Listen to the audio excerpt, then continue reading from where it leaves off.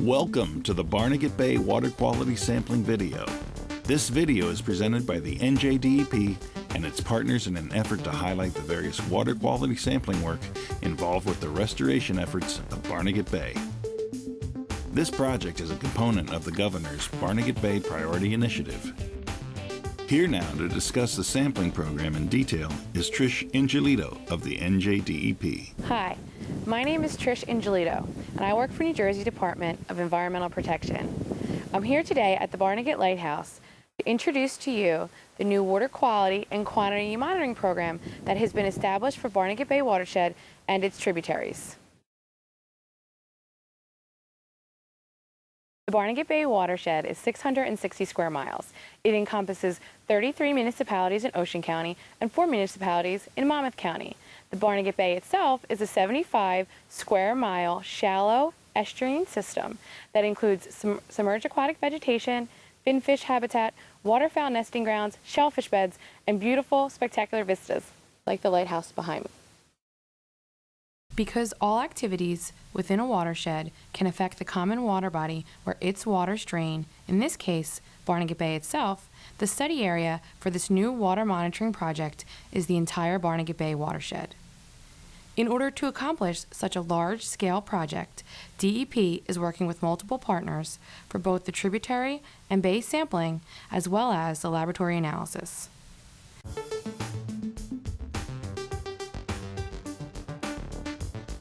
There are many well-known places in the Barnegat Bay watershed.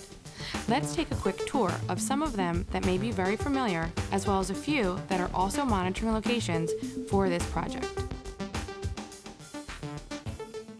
Here is First Energy Park, home of the minor league baseball team, the Lakewood Blue Claws. The Blue Claws are a Class A affiliate of the Philadelphia Phillies. The stadium is located in the northern portion of the Barnegat Bay watershed.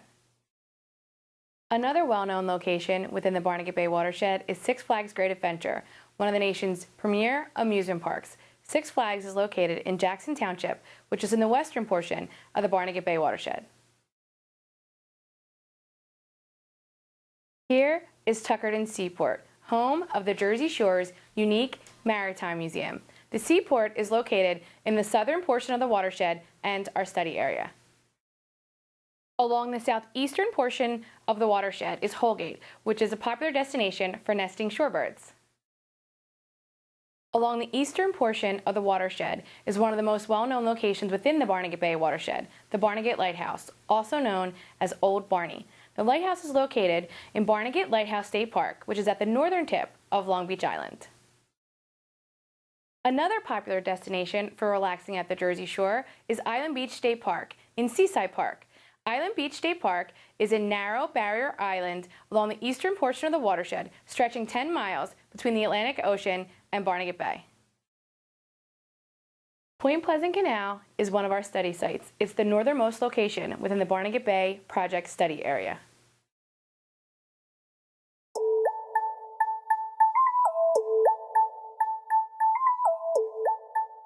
The project has 12 tributary monitoring locations. Monitoring sites range from the Metedeconk River in the northern portion of the watershed to the Westaconk Creek in the southern portion of the watershed. DEP staff and multiple partners are responsible for tributary monitoring. Tributaries are sampled up to 4 times a month for chemical parameters. In order to collect the samples, monitoring staff will wade into the water where possible, aiming to reach the center of the stream. Otherwise, the sample will be collected from a bridge. To properly collect the sample, the monitoring staff will rinse each sample container 3 times with water from the tributary. After the 3rd rinse, the bottle is then filled with tributary water, sealed tightly, and appropriately labeled.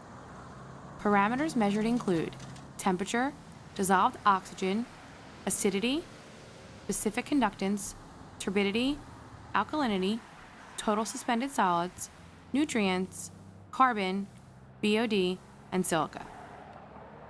Levels of these parameters will tell us about the health of the stream from a chemical perspective.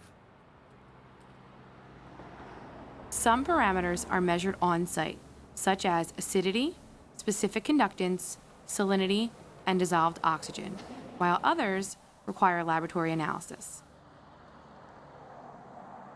Data from those parameters measured on site and information regarding the staff doing the sampling, as well as information about the sampling site itself, is recorded on the official chain of custody form.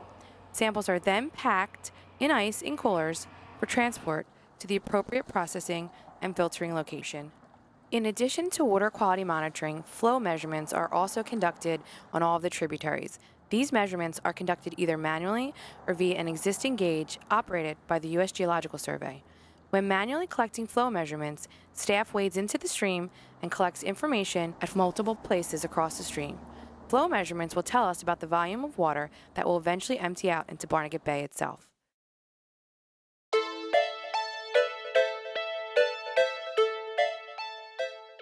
In addition to monitoring the tributary streams for chemical water quality, 11 of the tributary streams have also been sampled for biological health. Macroinvertebrates are those organisms that live in the stream that do not have a backbone and are large enough to be seen without a microscope, including organisms such as dragonfly larvae and caddisfly larvae. Monitoring benthic macroinvertebrates gives us an idea of water quality over time because these organisms live all or parts of their lives in the water. This is different than the chemical parameters, which give us a snapshot of water quality at the time of monitoring. In order to collect a benthic macroinvertebrate sample, the streams must be wadeable. The sampling team will wade into the stream and collect samples from a variety of available habitats. These habitats may include riffles, undercut banks, submerged vegetation, submerged roots, and leaf packs. Using a D-frame net, samples are collected by taking jabs into the various habitats to dislodge the macroinvertebrates. Then using the net again to scoop the water column to collect any organisms that may have been dislodged. Once a sample has been collected from the variety of habitats, the net is then rinsed into a bucket and is also checked to ensure that all the organisms that may be clinging to the net are removed and placed into the sample. The sample is then collected, placed into a bottle, preserved and sealed, and taken to the laboratory for identification. There are some macroinvertebrates that are sensitive to pollutants and dissolved oxygen levels, while other organisms are more tolerant to pollutants. By comparing the number of organisms that are collected in the various tolerance categories, a biotic index score for the site is calculated.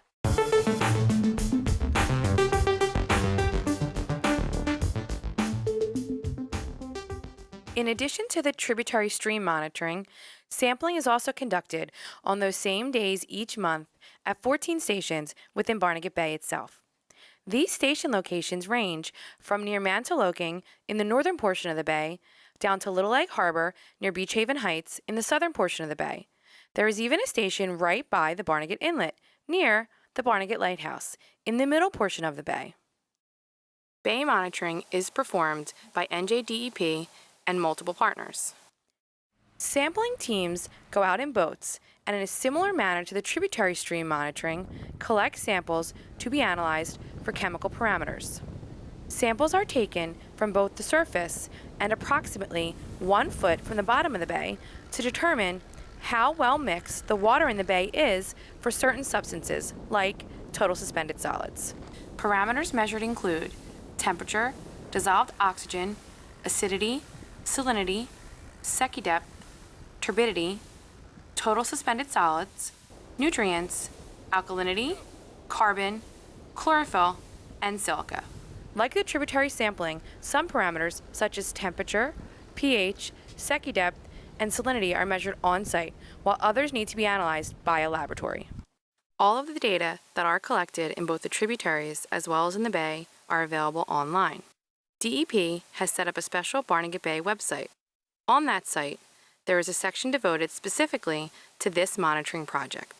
Users can access the data for each tributary and bay monitoring station via an interactive map that allows the user to either open or save an Excel spreadsheet of the data for the station or stations of interest.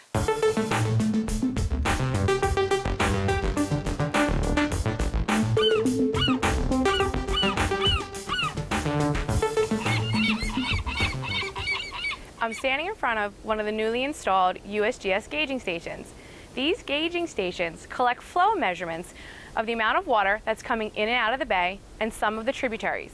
That data and those measurements are then transmitted to USGS via satellite, and it allows us to have access to real-time flow measurements available on their website.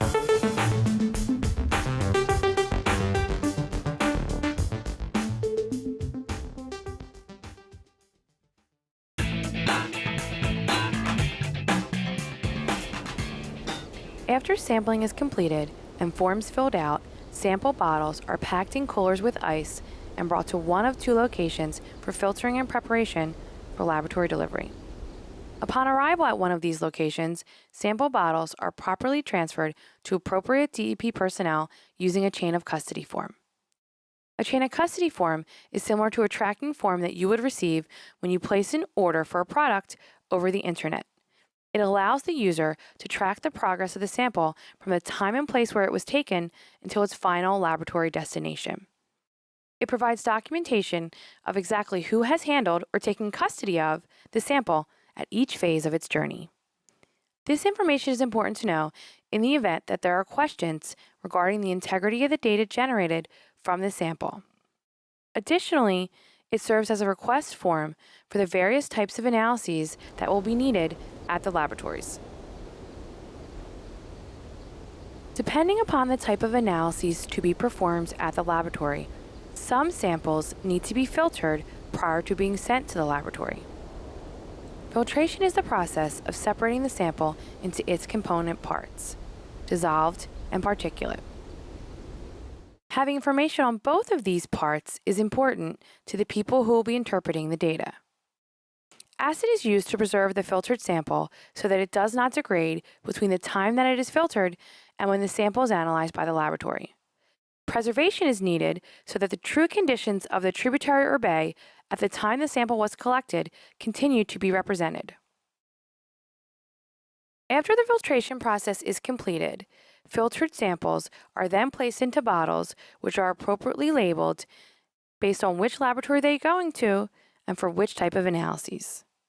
Once again, the chain of custody form is completed, signifying that the samples have been properly processed and are now ready for laboratory analysis.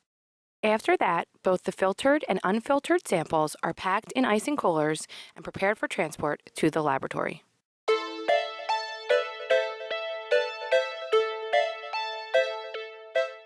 The last step of the journey for the samples is the transport from the filtering location to one of the partner laboratories. This is done at the end of the sampling day, as analysis for certain parameters must occur within a particular window of time after the sample has been collected. Upon reaching the laboratory, the chain of custody form is once again signed to indicate transfer of the samples from DEP personnel to the laboratory. Samples are then taken out of the coolers and transported into the laboratory where they are stored to await analysis.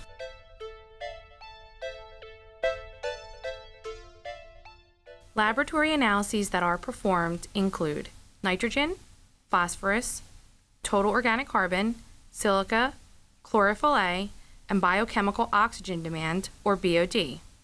BOD measures the amount of oxygen consumed by microorganisms in decomposing organic matter in streams or bay water. BOD directly affects the amount of dissolved oxygen in rivers, streams, and the bay. The greater the BOD, the more rapidly oxygen is depleted, and this means less oxygen is available for other aquatic life. These parameters are important to measure as they will provide information about nutrients and how they interact in the bay. Other parameters, such as chlorophyll A, serve as indicators of biological communities such as phytoplankton.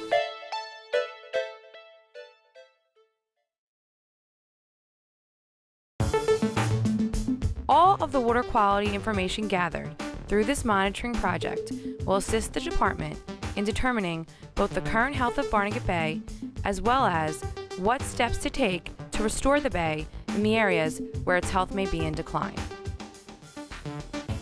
Thank you to all the staff at NJDEP working on this, as well as all of our partners. whose efforts are greatly appreciated and without whom this project would not be possible. For additional information on this project, please visit the Barnegat Bay website listed on the screen below.